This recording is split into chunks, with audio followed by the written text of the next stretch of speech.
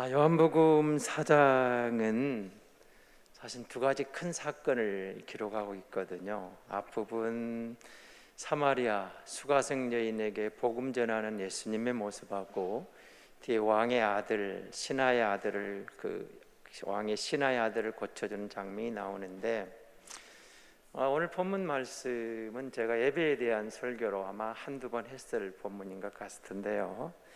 제가 오늘 이 말씀을 보다가 사실은 지난 두 주간 동안, 지난 주간에는 특별히 22절 다른 24절 하나님은 영이시니 예배하는 자가 영과 진리를 예배할지라, 이 말씀은 설교를 제가 요게 포인트를 했거든요. 그래서 하나님은 영이시니 여기서는 예배하는 자가 신령과 진정으로 예배할지니라, 우리 개역 성경에 갖고 있었던 것이고 우리 개역 개정은 영과 진리로 되어 있잖아요.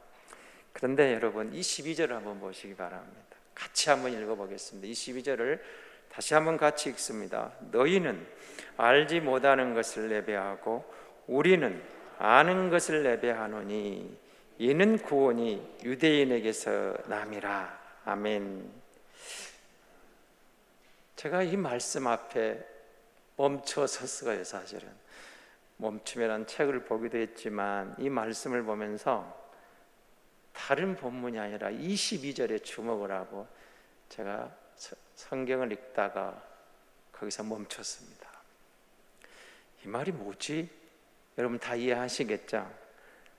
근데 저는 처음 예수 믿으면서 이 말을 참 그냥 넘어갔고 뒤에 영과 진리로 예배하라, 참된 예배에 대해서 주목을 했는데, 이번 주 22절 너희는 알지 못하는 것을 예배하고 우리는 아는 것을 예배하노니 이는 구원이 유대인에게서 남이라. 자, 무슨 뜻이에요? 지금 예수님이 사마리아 지역을 지나가잖아요. 원래 유대인은 사마리아를 그냥 건너뜁니다. 돌아가야만 하고. 이게 상종 안 하는 민족인 종족들이라는 거예요. 혼혈 민족, 잡종, 이방인만도 못하다. 그냥 사마리아를 지나가는데 예수님은 일부러 사마리아를 지나가시면서 통과하고 가시면서 수가성 여인에게 복음을 지금 전하시는 거예요. 그러니까 사실 이 장면은 이 여인에게도 충격이었지만 유대인들에게도 충격적인 장면이거든요. 그러니까 예수님께 그렇게 묻는 겁니다. 당신 유대인의 남자가 왜 나한테 물을 달라고 합니까? 이렇게 나온 거예요. 여기에 대해 예수님이 설명하는 걸 보십시오. 이 여인이 궁금했던 그겁니다. 당신들은 예루살렘에서 예배를 드리고 우리는 그리심산에서 예배를 드리면서 우리는 당신들이 인정 못 해주니까 우리가 예배드리면 우리도 하나님을 믿고 하나님을 섬기기 위해서 그리심산 예배는 이 예배가 참되다 하고 당신들은 예루살렘 예배를 참되다 하는데 어디서 예배 드리는 게 맞습니까? 예수님께 질문한 거죠. 예수님이 하신 말이 그 말입니다. 이제 이 산도 말고 예루살렘도 말고 하나님 앞에 영과 진리로 예배드릴 때가 온다, 이 이야기거든요. 그런데 22절은 예수님 이 말을 풀어보면 이 말입니다. 너희들 예배는 그 말입니다. 너희들이 드리는 예배는 이거예요. 너희는 알지 못하는 예배를 드리고 있다, 그 말입니다. 알지 못하는 예배를 드린다, 이 말 속에는 하나님을 모른다는 의미보다는 너희가 드린 예배가 실은 하나님과 관계가 없다, 이 말을 드리고요. 사마리아인들도 예수님 하나님을 알죠. 모세오경을 갖고 있으니 잘 알아요. 그런데 이 너희가 알지 못한다는 말은 하나님과 관계없다, 이런 뜻으로 지금 말씀하고 계시거든요. 여러분 구약을 읽으시면서 그렇게 만납니다. 하나님이 유대인을 택하셨죠. 아브라함을 택해서 아브라함의 후손들 한 민족을 이룬 게 유대인이 되는 겁니다. 그리고 그들에게 출애굽한 모세에게 주신 성막 제도를 주고 그 성막에 의해서 저들이 솔로몬 시대 예루살렘에 솔로몬 성전을 짓게 됩니다. 그 성전을 봉헌할 때 하나님의 영광이 충만해서 하나님이 받으셨다. 그리고 예루살렘에서 그 성전에서 예배가 구약의 유일한 하나님이 인정하시는 예배였습니다.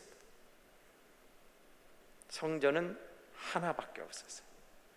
예루살렘 성전입니다. 솔로몬 성전입니다. 후에 포로 후에 들어간 스룹바벨 성전이 나오고 신약 시대에는 이제 헤롯 성전이 등장하고 있지만 어쨌든 그럼에도 성전은 하나였습니다. 둘이 아니었습니다. 하나님이 인정하시는 예배는 솔로몬 성전의 제사만, 그 예배만 인정을 받았고 다른 곳에서 모든 예배는 사실은 하나님이 받지 않으셨다, 그 말입니다. 그리고 구원이 유대인에게서 난다, 이 말입니다. 그러니까 이 사마리아 여인에게는 정말 충격입니다. 너희 예배는 하나님과 관계없는 예배야. 너희가 아무리 정성을 다하고 모든 뭘 다하는 화려한 예배를 드릴지라도 하나님과는 관계없어, 이렇게 말씀하시는 거예요.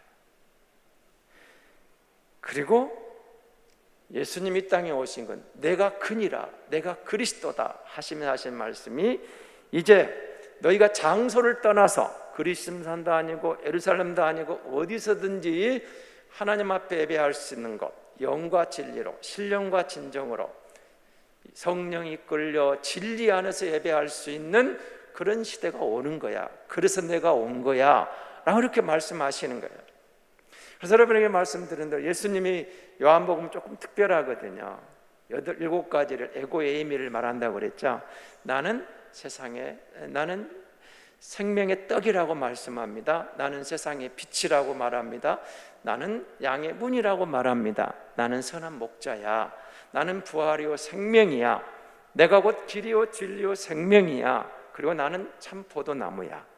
7가지를 통해서 예수님이 그리스도라는 것을, 예수님이 메시아라는 것을 직접 선언하는 거예요. 선포하시게 됩니다. 오늘 본문을 다시 주목해 보시기 바랍니다. 이 여인이 너희가 드리는 예배는 하나님과 아무 의미가 없어. 구원이 유대인에서 나는 거야. 예루살렘 예배만 인정받은 거야. 뭘 의미할까요? 그 말은 이런 뜻입니다. 구원은 인간이 만든 게 아니라는 거예요. 우리에게서 나는 게 아니라는 거예요. 구원은 우리 스스로 만들어내는 게 아니고 우리가 노력해서 되는 게 아니고 하나님의 뜻에 의해서 하나님의 방법으로 선포되고 하나님의 방법으로 하나님이 구원을 이루시는 거야. 구원은 우리가 원한다고 이루어지는 게 아니야. 하나님이 원하셔서 구원을 이루시는 거야. 구원을 내시는 거야. 그래서 유대인이 예루살렘 예배가 하나님이 정한 방법이라는 거죠. 하나님이 정한 방법을 가지고 하나님께서 자기 백성을 건져내시고 하나님이 영광 받으신 예배, 이렇게 말하는 거죠. 그래서 비록 너희가 하나님의 이름으로 모이고 예배를 드릴지라도 하나님이 받지 않으시는 그런 예배라면 하나님과 아무 관계가 없는 거야, 이렇게 말하는 거죠. 다시 말하면 하나님의 뜻이 아니면, 하나님의 방법이 아니면 사람의 열심은, 사람의 노력은, 사람의 수고는, 사람이 만든 거창한 것들은 아무 상관없어, 이렇게 말씀하시는 거예요. 그렇다면 제가 왜 이 말씀을 보다가 멈췄다는 표현을 썼냐면요, 여러분 그리스도인이죠. 예수 믿는 사람들입니다. 구원받은 하나님의 자녀들입니다. 그런 예배자로 와 있어요. 그럼 우리가 멈춰봐야 될 이유가 여기 있는 거예요.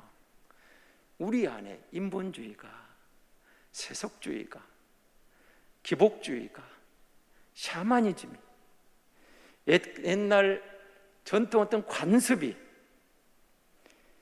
하나님의 예배 안에 스며들어와서 그것이 주를 이루어버리고, 정말 우리가 하나님 앞에 예배를 드리고 있는데 하나님이 우리를 돌아보시면서 그 예배 나와 상관없어, 이렇게 말씀하시면 여러분 이건 충격이 아니라 뭐가 될까요? 까무러치지 않을까요? 멈춰서 봐라는 거예요. 다시 멈춰봐서 하나님의 말씀의 거울 앞에서,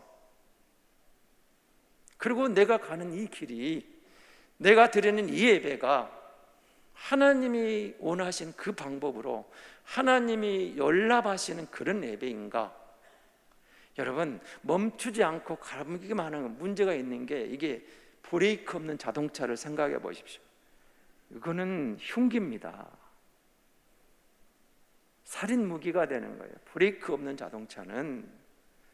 여러분, 최근에 그 학교 앞에 4살 박이 아이를 유치원인가 데려가는 32살인가요? 그 엄마가 길 건너다가 좌회전 오는 차량에서 엄마가 죽고 아이가 다치는 사건을 동영상이 또 나돌고 있죠. 지금 저는 지난주에 그걸 보면서 너무 충격을 받아서, 그 차가 거기서 멈췄더라면, 왜 그렇게 오는 거야? 멈췄더라면 엄마 일어나긴 어쩌라고요. 또 집에 또 다른 아이가 있는, 어쩌란 말이에요. 어쩌면 그 좌회전에서 그렇게 세게 학교 스쿨존 앞에서 노는수술에서 아파서 안 보였다가, 그러면서 운전을 안 해야지. 브레이크 제대로 못 밟고 오는 차량에서 한 가정이 망가지잖아요. 브레이크 없는 게 이렇게 어려운 문제를 가져오는 거. 저는 이 사마리아 여인과 예수님의 대화를 보면서, 내가 예수 믿는 사람인데, 내가 목사인데, 하나님께 예배자인데, 멈춰서서 정말로 나를 비춰보고 반추해보는 하나님의 말씀과 성령의 역사에 의해서 내가 소명 거기에 따르게 순종하면서 하나님이 내게 원하시는 그런 예배자인가? 그리고 그렇게 하나님의 임재 가운데, 아까 우리 찬양 그에 너무 가사가 좋았거든요. 하나님의 임재를 느낄 때, 하나님이 일하시는데, 여기서 예배하고 나서 이 예배당을 나서서 일주일 동안 살아가면서 삶 속에서 하나님이 살아계신 그 임재 앞에서 내가 살아가고 있는가? 여러분, 이 소란한 세상 속에서 우리가 한번 멈춰보면 안 될까요? 가던 길을 멈추고 나를 돌아보는 겁니다. 멈춤은 여러분 그냥 단순히 스톱하는 게 아니거든요. 여러분, 창세기를 읽다가 에녹을 만납니다. 에녹이 하나님과 동행했다고 그러죠. 사실은 그 동행이 멈춤입니다. 어떤 멈춤이냐면, 하나님과 동행했다 이 말은 단순히 멈춰 있는 게 아니고, 이 세상에 살고 있는 에녹이 하나님을 만나서 세상 사람들과는 다르게 살아가는 것, 그것이 에녹에게 동행이었거든요. 그럼 우리가 멈춰서서 내가 정말 예수 믿는 하나님의 자녀로, 나는 이 세상의 방법을 따라가지 않고 하나님이 나와 함께 하심을 믿기 때문에 하나님의 방법으로, 하나님께 시선을 고정하고 하나님의 방법으로 세상을 살아가고 있는가? 나를 돌아보는 거예요. 흘러가다가, 달리다가 브레이크를 밟고 멈춰서서 제대로 가고 있는가? 나를 돌아보는 거예요. 다시 말하면 우리가 예배자라고 할 때, 영과 진리를 예배할 때, 세상이 겉거 내면에 치중한다면 우리는 내면의 소리에 주목하는 거예요. 내가 진짜 내 속사람이 무엇을 원하고 있는지, 왜 내가 여기까지 와 있는지, 왜 내가 지금 뭔가를 하려고 갈망하고 다시 그리 가려고 하는, 왜 남들이 다 가니까 모방 심리로 휩쓸려 가는 게 아니고, 세상이 다 그런 방법으로 가니까 세상 따라가는 게 아니고, 나는 하나님의 자녀이니까, 하나님과 동행하니까 멈춰서서 하나님이 내게 원하시는 게 뭘까? 하나님께 내가 동행한다면 세상은 그렇게 갈지라도 나는 하나님께 주목하고 하나님께 내 시선을 고정시켜서 세상에 살지만, 세상의 방법이 아니라 하나님의 방법으로 하나님을 향해 나아가는 진정한 구원자인가? 멈춰보라는 거예요. 여러분, 우리가 멈춰서 내면의 소리에 귀를 기울일 때, 나를 비우고 나를 부인하고 내 욕망에 맨 얼굴을 대하면서 하나님이 이걸 원하시는 건가? 세상은 그럴지라도 하나님이 아니라 하면 나는 하나님의 방법을 택하겠노라. 여러분, 우리가 예배한다는 건 그런 시간 아닐까요? 세상에서 지치고 바쁘고 일상에, 세상이 얼마나 바쁜가요? 여러분, 코로나라고도 여러분 일상이 얼마나 바쁘신 하루하루였는가요? 그런데 우리가 예배자로 나와요. 내 일상을 멈추고 세상의 방법으로 살아가는 내 모든 일정을 멈춰놓고, 세상이 교회를 욕하든 세상이 우리를 몰아가든 내가 만난 예수님을 나는 그래도 포기할 수 없어서 그 하나님께 예배하기 위해서 내 모든 일상을 멈춰놓고 하나님 앞에 예배자로 나와 있는 것, 오늘 우리가 예배하는 거 아닐까요? 그걸 멈춰놓고 여기 와서 나를 이끌어 가시는 성령님께 의지하며 내 욕망이 주관하지 않고 말씀이 나를 주관하는 것에 경청하면서 이 세대를 본받지 않고 하나님을 주목하고 하나님께 시선을 고정해서 하나님을 따라 갈 수 있는 새 힘을 공급받는 그 시간, 저는 이게 예배 자리라고 생각하거든요. 영과 진리로 예배한다는 것은 남을 모방하고, 세상은 다 그러잖아. 부동산에 대해서, 세상의 성공에 대해서. 제가 이런 말씀 묵상하다가요, 성공은 성경이 말하는데 여러분, 성공이라는 단어가 없어요. 깜짝 놀랐어요. 성공은요, 소수 사람만 성공하는 거예요. 치열한 경쟁 속에. 성경은 성공을 말하지 않아요. 충성을 말해요. 성공하고 충성은 전혀 달라요. 성공은 올림픽 금메달 따면 금메달만 성공, 메달 1, 2, 3등만 성공한 거예요. 충성은 모두가 자기 국가대표로서 최선을 다해서 거기에 최선을 다한 것이 충성이에요. 주님이 우리에게 성공했냐고 물으신 게 아니고 충성했냐고 물으시는 이유를 주목하셔야 돼요. 5달란트냐 2달란트, 1달란트가 문제가 아니고 5이든 2이든 하나든 거기에 충성했냐고 물어요. 몇 개를 남겨서 성공했느냐가 아니고 네게 주어진 그 위치에서 충성했느냐. 충성은 모두가 할 수 있어요. 큰 일이든 작은 일이든, 화려한 일이든 의미 없는 것처럼 보이는 세상이 의미 있게 보는 작은 일일지라도 충성했냐고 물으시거든요. 세상은 성공을 물으는데 주님은 우리에게 충성을 묻고 계시거든요. 너는 충성했느냐? 남의 것 부러워하지 말고, 남의 것 시기하지 말고, 남 모방하려고 하지 말고, 하나님이 내게 주신 내 달란트와 내 재능을 가지고 하나님 앞에서 믿음으로 충성했느냐고 물으시거든요. 세상은 성공을 물을 때 하나님이 충성을 물었다는 사실이 얼마나 중요한 줄 아십니까? 우리 모두가 충성할 수 있어요. 여기서 성공을 물으면 한두 사람만 성공하는 거예요. 하나님은 결코 우리에게 성공을 묻지 않아요. 여러분, 성경을 쭉 읽어보십시오. 성공했냐고 물으신 게 어디가 나오는가? 근데 충성이라는 말은 계속 나옵니다. 충성했느냐?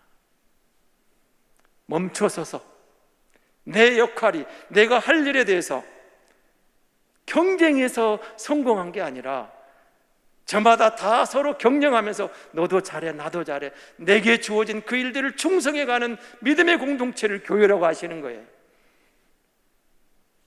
세상은 경쟁하고 그렇게 흘러가도, 그러니까 성공하지 못하면 낙오자가 되어서 좌절하고 실패했다고 절망하지만, 충성된 무리는 내게 주어진 달란트와 재능에 따라 하나님 말씀의 앞에서 최선을 다하면 그걸로 감사하는 거예요. 하나든 둘이든 열이든 백이든 개수는 문제가 안 되는 거예요. 충성했느냐? 여러분, 우리가 예수 믿은 사람이라고 잘 보십시오. 정말로 성령이 이끌려서 그 말씀 앞에 서서 모방하는 게 아니고 내 개인의 어떤 틀로 가둬버리는 게 아니고 하나님께 주목하고 하나님의 초도에 들어가서 내 욕망을 멈춰놓고 내 시선을 하나님께 고정시키고 내가 잠잠히 주님을 바라보면서 하나님의 임재를 경험하는 그 시간, 여러분, 그게 예배입니다. 우리에게 그 시간이 있는가? 하나님이 묻고 계시는 것 같아요. 그렇게 말씀하시는 거예요. 여러분, 하나님을 향한 배고픔이 있습니까? 아이들 기르면 여러분 하나 둘 낳은 우리 부모님 젊은 세대 아이들 밥 안 먹는다 난리죠. 어떻게 해서 먹이려고 때를 사정도 하고 간단해요. 뭘로 때를 씁니까? 하루만 굶기세요. 하루만 굶기면 다음날 지가 밥 달라고 할 거예요. 아니면 그날 저녁에 아마 엄마 모르게 냉장고 뒤질지도 모릅니다. 그런데 여러분, 예수 믿는 우리가 하나님을 향한 배고픔을 느껴본 적이 있습니까?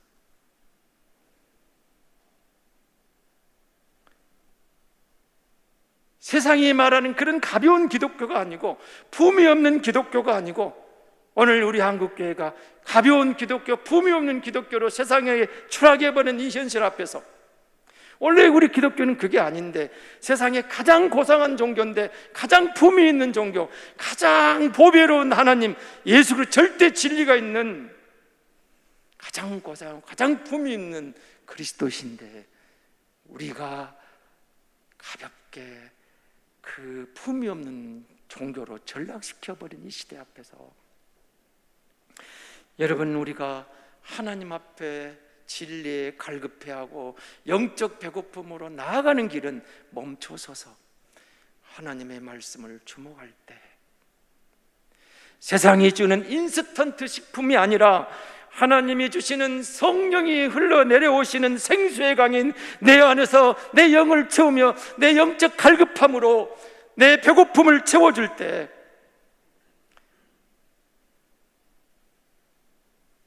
우리의 시선을 주님께 향하면서 내가 아무것도 아닌 것 같은데 하나님이 나를 통해 일하시는 놀라운 역사가 나타나더라는 것. 여러분, 이사야 이 말씀을 한번 보실래요? 29장 13절의 말씀을 여러분 의미 있게 한번 잘 읽혀보시기 바랍니다. 같이 한번 보겠습니다. 주께서 이르시되 이 백성이 입으로는 나를 가까이하며 입술로는 나를 존경하나 그들의 마음은 내게서 멀리 떠났나니 그들이 나를 경외함은 사람의 계명으로 가르침을 받았을 뿐이라. 여러분, 우리 기독교는 종교가 아니에요. 사람의 가르침이 아니에요. 절대 진리, 인간에게는 가장 보배로운 권위 있고 고상하고 최고의 진리, 세상이 알아주지 않아도 내가 그 진리를 경험하고 보니까 누가 뭐라 해도, 세상이 어떻게 말을 해도 나는 예수를 포기할 수 없어. 나는 예수가 좋아. 너희가 이 맛을 모르는 거야. 그래도 나는 예수가 좋아. 우리가 품이 없게 가벼운 종교로 인스턴트 식품처럼 만들어버렸을지 몰랄지라도 그건 우리 잘못이고, 하나님은 원래 가장 고상하신 분이야. 가장 품이 있는 분이야. 가장 보배로우신 분이야. 세상 다 죽어도 예수와는 바꿀 수 없는 거야. 그래서 나는 누가 뭐라 해도 다 포기해도 예수는 포기 못해. 이 고백이 우리에게 나오잖아요. 그게 예배의 자리죠. 예배의 자리예요. 말라기 1장 10절은 여러분 잘 아시는 말씀입니다. 한번 같이 보겠습니다. 말라기 1장 10절입니다. 만군의 여호와가 너희가 내 제단 위에 헛되이 불사르지 못하게 하기 위하여 너희 중에 성전문을 닫을 자가 있었으면 좋겠도다. 내가 너희를 기뻐하지 아니하며 너희가 손으로 드리는 것을 받지 아니하리라. 참 답답한 상황이죠. 차라리 성전문을 닫아버려라. 사랑하는 성도 여러분, 가던 길을 한번 멈춰 보십시오. 그리고 지금 내가 하는 일을 한번 보십시오. 내면의 내 소리를 한번 들어보십시오. 무너져가는 울타리를 예쁘게 칠만 한다고 해서 여러분 울타리가 유지되는 것은 아니지 않습니까? 우리는 늘 우리 마음을 다루기보다, 중심을 보기보다, 영혼의 문제를 다루기보다 너무 예민해. 남을 향한 체면과 세상적인 어떤 모방 심리로 흘러가 버린 우리의 모습 속에서 주님은 우리를 불러서 내면을 다루고 예형적인 문제가 아니라 아무리 밖을 치장하고 아무리 열심을 내도 우리의 내면이 무너져 버리면 아무것도 아니라고 말씀하시는 거거든요. 예형적인 것에 초점을 맞추면 잠깐은 만족할 수 있어요. 그러나 우리의 내면이 무너져 버리면 영혼이 망가지는 거예요. 겉으로 아무리 열심히 해도 하나님으로부터 점점 멀어져 간다면 그건 불행한 거거든요. 항상 우리의 중심에 주님을 향한 시선이 있는가? 내 마음의 정원, 내 영혼의 정원을 우리가 그대로 방치해버리면 온갖 제약들이, 잡동사니들이 자라나 꽃을 피우고 열매를 맺고 번식해서 하나님의 성령이 머물 공간은 점점 줄어들어 버리거든요. 우리의 마음의 정원, 우리 영혼의 정원을 잘 다스려야죠. 멈춰서서 내면의 소리에 집중하고 하나님을 두려워하는 마음을 가질 때 하나님께서 나를 통해서, 우리를 통해서 일하실 줄로 믿습니다.